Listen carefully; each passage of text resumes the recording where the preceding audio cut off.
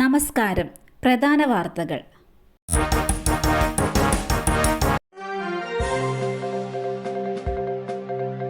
കൽപ്പാത്തി അഗ്രഹാരത്തെ ഭക്തിസാന്ദ്രമാക്കി ദേവരഥ സംഗമം. എത്തിയത് ആയിരങ്ങൾ.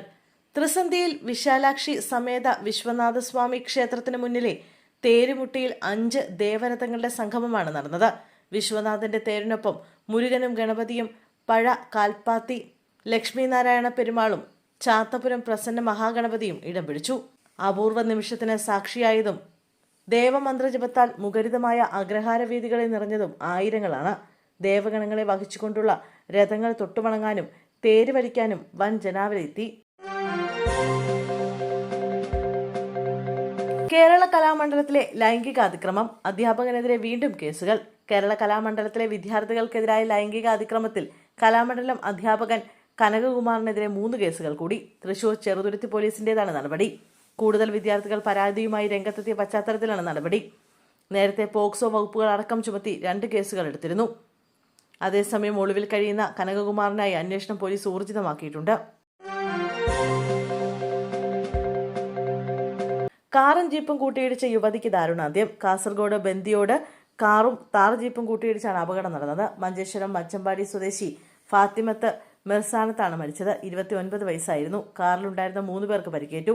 ഇതിൽ ഒരാളുടെ നില ഗുരുതരമാണ്. വോട്ടർ പട്ടികയിൽ നിന്ന് പുറത്ത് ഹൈക്കോടതിയെ സമീപിച്ച സ്ഥാനാർത്ഥി. തിരുവനന്തപുരം കോർപ്പറേഷൻ മുട്ടട വാർഡ് സ്ഥാനാർത്ഥി വൈഷ്ണ സുരേഷാണ് കോടതിയെ സമീപിച്ചത്. പേര് വെട്ടിയ നടപടി റദ്ദാക്കണമെന്നാണ് ആവശ്യം. പിഴവുണ്ടായത് വോട്ടർ പട്ടികയിലാണെന്നും ഇത് തിരുത്തുമെന്നുമാണ് വാദം. സംഭവത്തിൽ ജില്ലാ കളക്ടർക്കും അപ്പീൽ നൽകി. അതേസമയം വൈഷ്ണ സുരേഷ് സപ്ലിമെന്ററി വോട്ടർ പട്ടികയിൽ നിന്ന് പുറത്തായ സംഭവം സംസ്ഥാന വ്യാപകമായി ഉയർത്താനാണ് UDFന്റെ നീക്കം.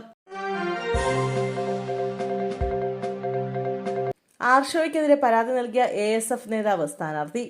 SFI മുൻ സംസ്ഥാന സെക്രട്ടറി PM ആർഷോയ്ക്കെതിരെ പരാതി നൽകിയ AESF നേതാവ് തദ്ദേശ തെരഞ്ഞെടുപ്പിൽ LDF സ്ഥാനാർത്ഥി. AESF ജോയിന്റ് സെക്രട്ടറി നിമിഷ രാജുവാണ് തദ്ദേശ തെരഞ്ഞെടുപ്പിൽ ജനവിധി തേടുന്നത്.